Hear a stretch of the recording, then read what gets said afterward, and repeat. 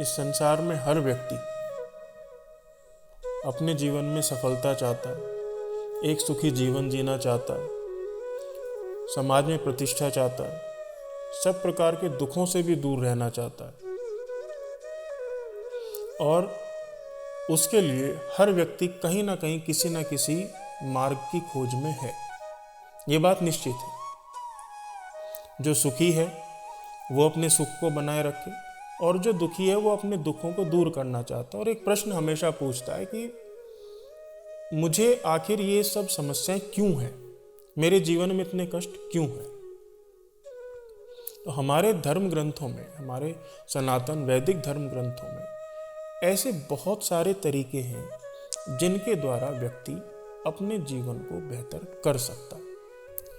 शिव स्वरोदय एक ऐसा ज्ञान है, एक ऐसी शक्ति है जो इस दुनिया के हर प्राणी के अंदर, हर व्यक्ति के, लेकिन जानते बहुत कम लोग हैं। जो योगी जन है वो जानते हैं इसके बारे में, बहुत सारे ज्योतिष जानते हैं इसके बारे में, बहुत सारे साधु संत जानते हैं इसके बारे में, लेकिन वो हर किसी को नहीं देना चाहते, हर किसी को नहीं बताना चाहते। जबकि यदि इस ज्ञान का थोड़ा सा भी अंश एक सामान्य व्यक्ति को भी मिल जाए तो वह भी असाधारण काम अपने जीवन में कर सकता है, अपने जीवन को सुखी बना सकता है। तो शिव स्वरोदय विज्ञान क्या है, किस प्रकार से उसका प्रयोग किया जाए, कैसे वो शक्ति हमारे भीतर काम करती है, कैसे वो उपस्थित है, वही सब चीज़ें मैं वैद्य गौरव आपको बताने वाला हूँ। एक बार माता पार्वती महादेव से पूछती हैं कि हे देवादिदेव, ये आप के इस संसार में इतने लोग इतने दुखी हैं, कोई कुछ प्राप्त करना चाहता है, कोई कुछ प्राप्त करना चाहता है, किसी के जीवन में कठिनाइयाँ बहुत हैं, तो क्या इन सभी के पास या इन सभी को कोई ऐसा ज्ञान नहीं बताया जा सकता जिसके द्वारा ये सुखी रहें, इनके जीवन में कोई कष्ट ना हो? क्या ये संभव नहीं है?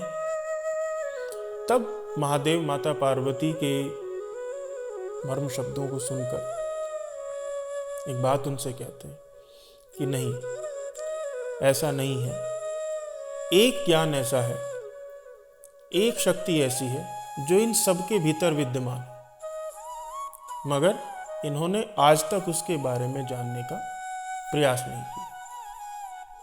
मैं आज आपको उस ज्ञान के विषय में बताता हूँ जिसे स्वरोदय ज्ञान कहा गया है, जो सभी ज्ञानों में सबसे ऊपर है। इसके बारे में ज्ञान देते हुए महादेव कहते हैं, गुह्या गुह्यम तरम संसारम उपकार प्रकाशनम इदम स्वरोदयं ज्ञानम ज्ञानानां मस्तके मणि। इस श्लोक का अर्थ है कि यह स्वरोदय ज्ञान गुह्य वस्तुओं से भी गुह्य अर्थात गूढ़ से भी गूढ़ है, गुप्त है, उपकार का प्रकाशक है, समस्त ज्ञानों का सार है, समस्त ज्ञानों में शिरोमणि है। आगे महादेव कहते हैं, कुयोगो नास्ति हे देवी भविता वा कदाचन प्राप्ते स्वरबले शुद्धे सर्वमेव शुभम फलम। इसका अर्थ है कि हे देवी पार्वती, इस स्वरोदय ज्ञान में कुछ भी बुरा योग नहीं है। कोई भी बुरा योग ऐसा नहीं है जो स्वर के शुद्ध बल प्राप्त होने पर केवल शुभ ही शुभ फल प्राप्त होते हैं। अब ये श्लोक सुन के माता पार्वती के अंदर और इच्छा पैदा हुई कि ऐसा कैसा ज्ञान है जिसके द्वारा हमेशा जीवन में शुभ ही शुभ होगा, ऐसे कैसे हो सकता है? ये निश्चित है, भगवत गीता में भी लिखा हुआ है कि सुख दुख, लाभ हानि, यश अपयश, जीवन मृत्यु, ये सभी चीज़ें विधि का विधान है। अपने समय पे जो भी होना है वो होगा, मगर फिर भी स्वरोदय ज्ञान के द्वारा उनमें कुछ ना कुछ परिवर्तन किया जा सकता है। तो महादेव आगे बताते हैं, इड़ामावे स्थिता भागे दक्षिणे पिंगला तथा सुषुम्ना मध्य देशे तुंग गांधारी वाम चक्षुषी। इसका अर्थ है हमारा जो नासा मार्ग का बायां छिद्र है उल्टे हाथ की तरफ, उससे जो सांस बहती है, जो निकलती है, इस हिस्से को ईड़ा नाड़ी रिप्रेजेंट करती है, जिसका देवता चंद्रमा है, जो शीतल है, सौम्य है। और उसी प्रकार से सीधे हाथ की तरफ जो नासा मार्ग है उसमें से जो स्वर चलता है वह पिंगला नाड़ी है, जो जिसे सूर्य रिप्रेजेंट करता है, जिसका देवता सूर्य है, जो उग्र है, तेजमय है।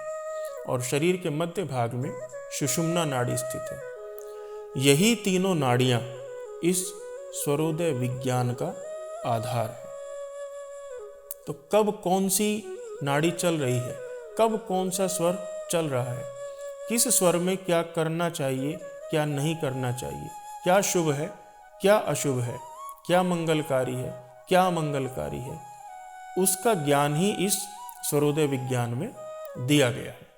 यदि सामान्य व्यक्ति को ये पता चल जाए कि इस स्वर में क्या करना है और क्या नहीं करना, तो निश्चित रूप से उसका प्रयोग करके वह अपने जीवन को सुखी और कुशल बना सकता है। शिव स्वरोदय विज्ञान के अगले अध्याय में अब आप जानेंगे कि चंद्र स्वर, सूर्य स्वर और सुषुम्ना में कौन कौन से कार्य हमें करने चाहिए और कौन कौन से कर्म हमें नहीं करना चाहिए।